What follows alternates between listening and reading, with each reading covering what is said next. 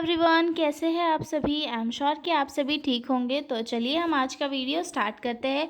आज के वीडियो में हम लोग डील करने वाले एक 2 नंबर का क्वेश्चन जिसमें पूछा गया था enumerate the methods of teaching, यानी कि जो टीचिंग होती है उसकी क्या क्या मेथड्स होती है उन्हें बताइए। तो हम आज की इस वीडियो में जो है मेथड ऑफ टीचिंग का थोड़ा सा इंट्रो भी पढ़ेंगे और जो मेथड कौन कौन सी होती है टीचिंग की वो भी डिस्कस करेंगे। ठीक है, तो जो भी लोग चैनल पर नए हैं वो लोग चैनल को सब्सक्राइब कर ले, वीडियो को लाइक करें और अपने दोस्तों के साथ शेयर ज़रूर करें ताकि सभी को इजी लैंग्वेज में नोट्स मिल सके। ठीक है, तो चलिए स्टार्ट करते हैं।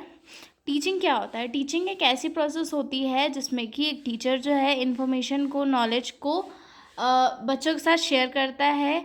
फॉर एग्ज़ाम्पल के लिए कोई टीचर है, वो आया क्लास में, उसे कोई चीज़ आती है, वो बच्चों को सिखाता है। ठीक है, तो ये क्या होगी, ये प्रोसेस टीचिंग कहलाती है, यानी कि टीचर का बच्चों को पढ़ाना या फिर किसी भी चीज़ का एक पर्सन को दूसरे पर्सन को सिखाना टीचिंग कहलाती है। ठीक है, teaching is a process of sharing knowledge, skill and values from teacher to student, यानी कि टीचिंग एक ऐसी प्रोसेस है जिसके थ्रू नॉलेज, स्किल्स और वैल्यूज़ को एक पर्सन से दूसरे पर्सन में भेजा जाता है, स्पेशली टीचर से स्टूडेंट के अंदर। ठीक है, to make learning easy and interesting teacher use different methods of teaching, मतलब लर्निंग को जो है ईजी, इंटरेस्टिंग और इफ़ेक्टिव बनाने के लिए टीचर्स जो है अलग अलग मेथड्स का यूज़ करते हैं ताकि स्टूडेंट्स को ज़्यादा अच्छे से समझ आए और उन्हें जो है मोटिवेशन मिले और नई नई चीज़ें सीखने का। ठीक है, the right method help the student understand better, learn faster and remember longer,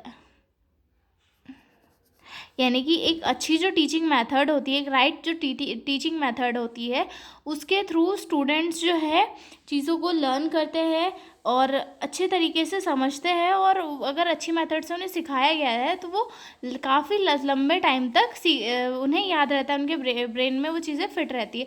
for example के लिए अगर कोई टीचर है, वो उसने आया क्लास में, बोर्ड पे लिखा दिया कि हाँ सीईटी ये है, सीईटी में ये था और सीईटी ऐसा सब्जेक्ट है, सीईटी में कम्युनिकेशन ये था, सीईटी में कम्युनिकेशन की डेफिनेशन ये थी और इसके टाइप ये थे और ये इसका एलिमेंट्स ये थे। ठीक है, तो क्या चीज़ें बच्चों को याद रहेगी? नहीं। वहीं अगर टीचर क्लास में आएगा, आके सबसे पहले विश वगैरह करेगा, फिर उसके बाद वो थोड़ा बच्चों से पूछेगा कि कम्युनिकेशन क्या होता है, इसमें कौन कौन सी चीज़ें इंक्लूड होती है, तुम्हें इसके बारे में क्या क्या पता है कम्युनिकेशन के बारे में। तो ये सारी चीज़ें जो वो बच्चे से पूछेगा, बच्चों के दिमाग को खोलने की कोशिश करेगा, बच्चे अपने दिमाग पे प्रेशर डालेंगे, यार कम्युनिकेशन वर्ड कहीं तो सुना था, कहीं तो सुना था। फिर वो सर को बताएंगे कि नहीं सर, कम्युनिकेशन जो है एक ऐसी प्रोसेस होती है जिसमें इन्फॉर्मेशन को वो एक पर्सन से दूसरे पर्सन तक भेजा जाता है। ठीक है, तो फिर टीचर वहीं पे बताएगा कि हाँ तुमने सही कहा। अब फिर उसके बाद टीचर जो है फ्लिप चार्ट लाएगा या फिर कोई अदर जैसे कि कोई मॉडल हो गया या फिर कोई अदर कोई भी मतलब एवी एड लाएगा, उसके थ्रू बच्चों को समझाएगा या फिर वीडियो दिखाकर बच्चों को समझाएगा। तो वो चीज़ें क्या रहेगी, बच्चे के माइंड में फिट रहेगी, उन्हें याद रहेगी कि हाँ सर ने हमें बताया था कि कम्युनिकेशन ये होता है, ये होता है। ठीक है, तो एक इफ़ेक्टिव जो मेथड होती है, मतलब एक जो अच्छी राइट मेथड होती है, उसके थ्रू अगर बच्चों को कोई चीज़ें पढ़ाई जाए तो उन्हें लाइफ लॉन्ग तक याद रहती है। ठीक है, तो अब हम देख लेते हैं कि कौन कौन सी मेथड होती है जिनके थ्रू जो है एक इफ़ेक्टिव टीचिंग करवाई जाती है। ठीक है, तो सबसे फर्स्ट आती है lecture method, that means lecture लेके।